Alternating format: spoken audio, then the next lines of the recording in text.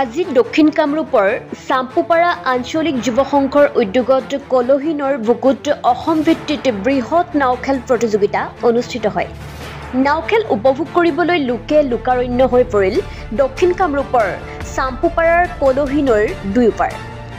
হাজাৰ হাজাৰ ৰাইজৰ আনন্দ উল্লাসৰ মাজতে অসমৰ বিভিন্ন প্ৰান্তৰ আখাড়াৰ নাও কৰ্তৃপক্ষই অংশগ্ৰহণ কৰি নাওখেল অনুষ্ঠিত কৰে।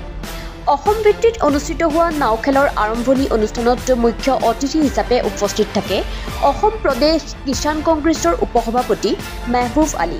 উক্ত অনুষ্ঠানত বিশিষ্ট অতিথি হিচাপে উপস্থিত থাকে যুৱ সমাজকৰ্মী চেলিমুল ইছলাম, অধিবক্তা মৃদুল ইছলাম, দক্ষিণ কামৰূপ ইউথ এছ'চিয়েশ্যনৰ সভাপতি মিৰাজুল ইছলাম, চাম্পুপাৰা আঞ্চলিক যুৱ সংঘৰ সভাপতি আবু বাক্কৰ ছিদ্দিক, সম্পাদক মহিদুল হকৰ লগতে বিভিন্ন পৰ্যায়ৰ বিষয়ববীয়াসকল।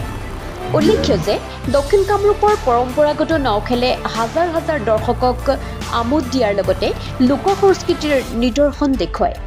সমূহ সদস্যসকলে যেতিয়া মোক এই নাওখেলখন উপভোগ কৰাৰ কাৰণে মোক আমন্ত্ৰণ জনাইছিলে, মই ইয়ালৈ আজি আহি দেখিলোঁ যে আপোনাৰ কলহি নৈৰ দুয়োপাৰে যিখিনি আমাৰ খেলুৱৈ সমাজ আছে তেওঁলোকৰ যি এই নাওখেলৰ প্ৰতি যি উৎসাহ উদ্দীপনা কলা সংস্কৃতি দেখি মই খুবেই অভিভূত হৈছোঁ। আৰু তেওঁলোকৰ যি একতাৰ বান্ধোনেৰে বান্ধ খাই আছে সেইটো খুবেই শলাগলগীয়া। মই তেওঁলোকলৈ এটাই আহ্বান কৰিছোঁ, অকল নাওখেলখন বুলিয়েই নহয়, এই অঞ্চলটোৰ বিভিন্ন খেলুৱৈসকলক উপযুক্ত এটা পৰিৱেশ দি এই খেলুৱৈসকলক আমি ওলাই অনাৰ ব্যৱস্থা কৰিব লাগিব। গতিকে এই অঞ্চলৰ সমূহ যুৱ বন্ধুসকললৈ মই আহ্বান জনাইছোঁ। এই আমাৰ এই চাম্পুপাৰা আঞ্চলিক যুৱ সংঘৰ জখলাদি ধৰি এই অঞ্চলৰ পৰাই আজি চাম্পুপাৰা আঞ্চলিক যুৱ সংঘৰ এই মঞ্চৰ পৰাই আমি আজি প্ৰতিজ্ঞাবদ্ধ হ'ব লাগিব। মই সমূহ যুৱ বন্ধুসকলকে মই আহ্বান জনাইছোঁ, অকল খেল ধেমালি বুলিয়ে নহয়, এটা অঞ্চল উন্নতি কৰিব লাগিলে শৈক্ষিক পৰিৱেশ আমি শুদ্ধ কৰিব লাগিব। এখন সমাজৰ চাৰিও দিশৰ পৰা আমাৰ উন্নতি সাধন হ'ব লাগিব। গতিকে মই সকলো ৰাইজকে এইখিনি আহ্বান কৰিছোঁ যাতে আমি সকলো মিলি এই অঞ্চলটো যাতে আমি অসমৰ ভিতৰত এটা উজ্জ্বল অঞ্চল হিচাপত আমি গঢ় দিব পাৰোঁ। এই ৰাইজৰ যিখিনি আমাৰ বয়োজ্যেষ্ঠ লোক তেওঁলোকক মই আহ্বান জনাইছোঁ, এই বাৰিষাৰ সময়ত যিখিনি আমাৰ নিজৰ ঘৰৰ ল'ৰা ছোৱালীয়ে হওক, কণ কণ ল'ৰা ছোৱালীয়ে হওক বা ওচৰ চুবুৰীয়া ল'ৰা ছোৱালীয়ে হওক, আমি সদায় সতৰ্ক থাকিব লাগিব। তেওঁলোকক যাতে আমি নদীত বা পানীৰ ওচৰলৈ আমি যাব নিদিওঁ।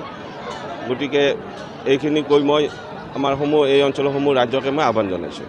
চাম্পুপাৰা আঞ্চলিক যুৱ সংঘই মোক ইয়ালৈ নিমন্ত্ৰণ কৰি যিখিনি সন্মান যাচিলে তাৰ কাৰণে তেওঁলোকক মই আন্তৰিক ধন্যবাদ জ্ঞাপন কৰিছোঁ। শ্ৰদ্ধা ৰাইজ, আজি মই ইয়াত উপস্থিত হৈ আপোনালোকৰ এই খেল সম্পৰ্কে যি আপোনালোকৰ উৎসাহ উদ্দীপনা কলা সংস্কৃতি দেখিলোঁ, মই সঁচাকৈ খুবেই অভিভূত হৈছোঁ। শ্ৰদ্ধা ৰাইজ, আজিৰ এই নাওখেলৰ জৰিয়তে আমি সমগ্ৰ অসমলৈ আমাৰ যি একতা একাজৰি ইয়াৰ বাতৰি আমি সম্পূৰ্ণ অসমলৈ বিয়পাবলৈ সক্ষম হৈছোঁ।